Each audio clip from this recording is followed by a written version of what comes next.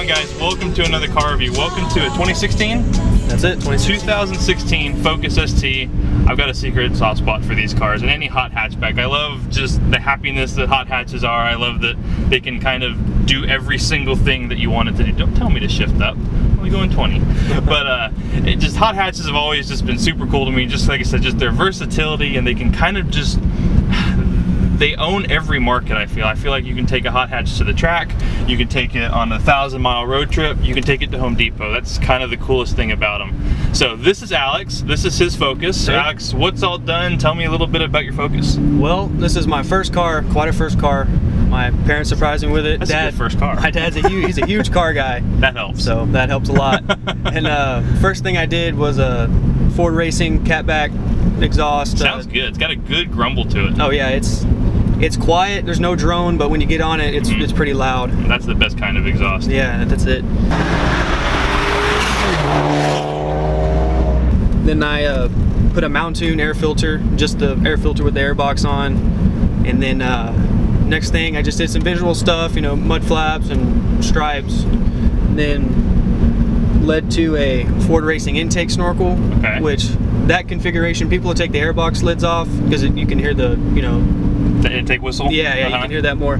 But it keeps the temperature down more with the snorkel. Because it keeps it enclosed and you get air only from outside and not from up under the hood. Right, from all that heat going on under the hood. I mean, aesthetically, I love what you've done with this car. I mean, it's simple and tasteful. I'm usually not a big fan of tire letters, but I really like them on your car. Thank you. Just everything, it's done right. I love the wheels on it. Obviously, white. I got a thing for white. You know, same thing with my car. Yeah, that's it. But yeah, just visually, everything is really. I mean, I love that. Just it's kind of.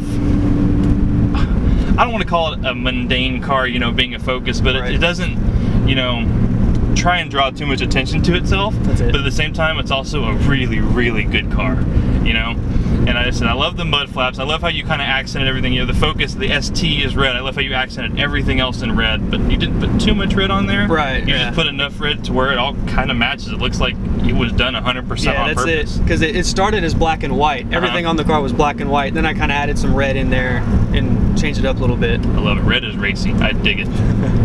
So moving on to the interior of this car, it's a nice place to sit. I'm happy with Recaros, and I'm a big fella, and I mean, it's definitely tight, but it's not uncomfortably tight. I mean, there's still a nice, comfy leather seat. I mean, I think the leg bolsters might be a little too tight for me. Leg bolsters are pretty thin. They're pretty thin. Yeah, you got some big legs too. I think leg bolsters are a little tight, but again, this is, you know, I'm also, you know, quite a large fella, so for a normal sized person, he probably fits a little bit better in them. But the seats on a whole, I have zero issues with. As far as everything else goes, has a flat bottom steering wheel. You guys know how I feel about flat bottom steering wheels. I feel like every car in the world should have a flat bottom wheel. And just kind of very race oriented in here. I mean, you have really, really deep 9-3 grip notches, and then the 10-2 grips are really big. You can tell this car has a purpose, and it's cool. I like cars that you know exactly what you're getting into when you get into it. And this car, you definitely know what it's trying to achieve here. So I mean, and then just kind of carrying on with the interior. I mean, very, very nice. I mean, I don't know how, you know, optioned out this car is, but I mean, obviously, you know, you have the sunroof, you have the big, you know, Ford touch, you know, navigation in it and everything, and it's a very, very well equipped car. There's not, again, you know, one of my favorite things about hot hatchbacks, kind of can do everything. There's not really a whole lot that I'm lacking in here. Right. This is the top package, ST3 package, and it's got the carbon fiber accent that's around the gauge cluster and the door handles and the so little touches of carbon fiber everywhere. Again, racy. I dig it. And what package was this called, you said? ST3. ST3? Okay, cool. So I'm assuming there's an ST1 and an ST2 as well? ST2, yeah. Okay, cool. That works, man. Yeah, it's very, very nice in here. And again, very well done too. You know, very minimalist. There's not a whole lot to distract you. Not many buttons in the center stack. You just kind of, there is what you need and there isn't what you don't need.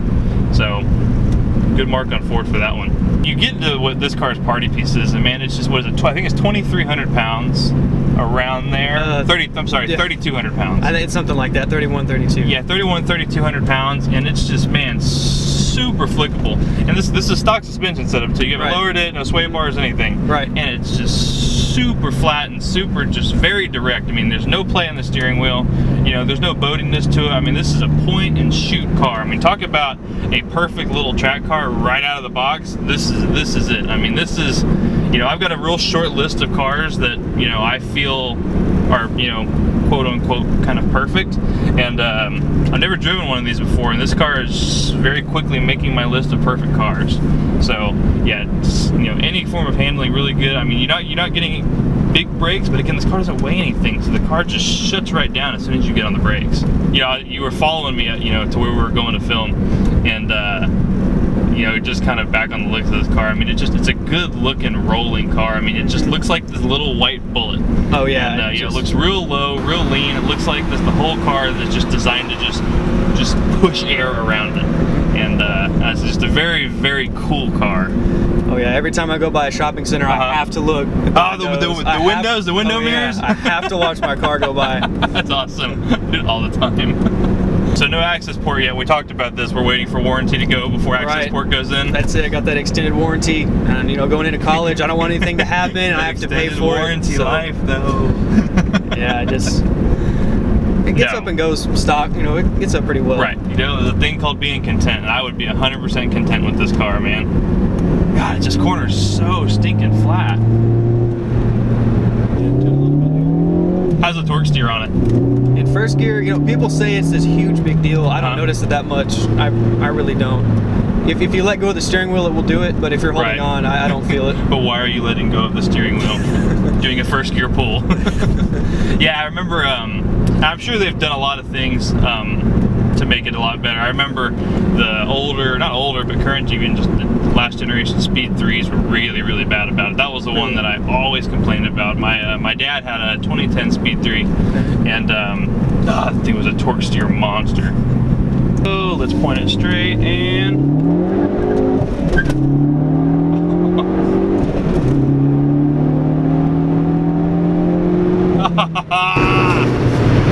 That is super satisfying. How often do you ride on that side? Not much. I've never had anybody get on it when I'm in this seat. Oh man, so I mean, so 200, I'm amazed at what you can do with such a little engine. That is, I mean, you have a 2-liter turbocharged engine, and you got 252 horsepower and 270 pounds of torque out of an engine that I'm assuming is this big. I don't mean a 2-liter bottle of Coke. But man, and just a little 2-liter 4-cylinder, and that was fun. That was fast. I mean, nothing to turn your nose up at all. This is a very, very quick car. I mean, quick is the kind of word that I seem to describe this car a lot with, and kind of everything that it does. It's quick in a straight line. It's quick on the turn-in. It's quick to brake. I mean, everything it does is just super sharp and super precise, and which is cool because that's normally not a word you expect from Ford. So let's do it again. Oh, the grunt. So I don't know if that's the blow-off valve I hear, or if that's just the, you know, the intake when I come off of it. It could be you can hear it a little bit. You can hear the blow-off valve a little bit. It's not that loud, but it's probably what you're hearing. Okay. It does sound really good though, man. This car makes me smile, dude. I like this thing. Yeah, I kept the sound composer in there because it gives it that, you know, it sounds like almost a STI or something. It is. It's a very growly noise that this car makes. I like it.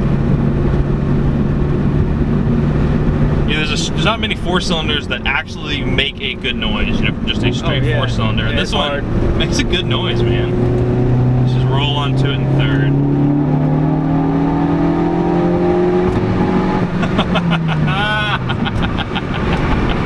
Good car. You know, you can get a Corvette, you can get a Mustang, you can get, you know, a full-on sports car, and that's going to be better at this, at certain things. You know, the Mustang's going to have more power, the Vette's going to handle better. Oh, yeah, but, you know, if you just have a full spreadsheet of boxes of what a car can do, those cars might be better at certain things, but this car at least can do everything. It can do everything. Know? I mean, I'd rather be better at good at a lot of things than, you know, an expert at one thing, and that's why I've always loved these hatchbacks. I don't need one, but I really want to go buy one right now. I've been looking for a daily. So I mean, no car's perfect. So have you had any, you know, issues with this thing? Well, it threw a code one day on a startup, and it vibrated a little bit, so I figured it was a miss, and it was. The dealership said it was an O2 sensor, which that confused me on the miss. But they replaced the O2 sensor, and then a couple of days later, you know, it was fine. I thought it was good. Then it threw another code, and after a few weeks at the dealership, you know, we had to push them a little bit because they didn't seem to care that much. Right, they never do. Right, they said it was carbon buildup, and so they ran 3 different carbon treatments through my engine and got all that out, and they blamed it on bad gas. Interesting. So I know, and I'm not 100% sure, so don't yell at me, guys, if I'm wrong. This is a direct injection motor, right? I'm not sure. So if I think that's what believe it is, I know direct injection motors are kind of known for having a little carbon buildup, and it can cause issues, but not at 18,000 miles. I mean, maybe it is. Right, that was at 14,000 also. So what was the fix? Did you guys? I ran Valero, and Okay. I was told by other ST guys that, you know, it's terrible gas, but I ran it for 14,000 miles. Right, never had an issue with it. Right, and then now I run Chevron, Texaco, or Shell, you know. And then that fixed it. I haven't had an issue since then. Of course, I guess it's only been a few thousand miles, and you went 14,000 without a problem. We'll find out. So yet to be determined. But that's interesting, man. It's got a misfire. It's got to be an O2 in the exhaust. I know, it's weird, right? I was like, it doesn't make any sense. I love dealerships. It's like it was the manager. It wasn't the, what am I trying to say? It wasn't the service guy, and it wasn't one of the technicians that we were talking to. It was one of the service managers, and so she didn't, you know, she was just behind a desk, and she was really nice to us. But at first, she told us, well, it could be anything from an O2 sensor to a bad engine. Well, that's perfect. That's a lot of problems. Both extremes. The engine's got a misfire. Well, sir, it appears that your back right door isn't shutting correctly. I think that's what's causing your misfire. And I guess no car's without its quirks, and you know, I mean, you would think that the Focus has been around so long that it would be that they would have got most of these things worked out. But again, you know, no car's perfect. Right. So, well, man, Alex, dude, I adore your car, man. I love everything about it. I think I really want one. So, thank you for letting me drive your car.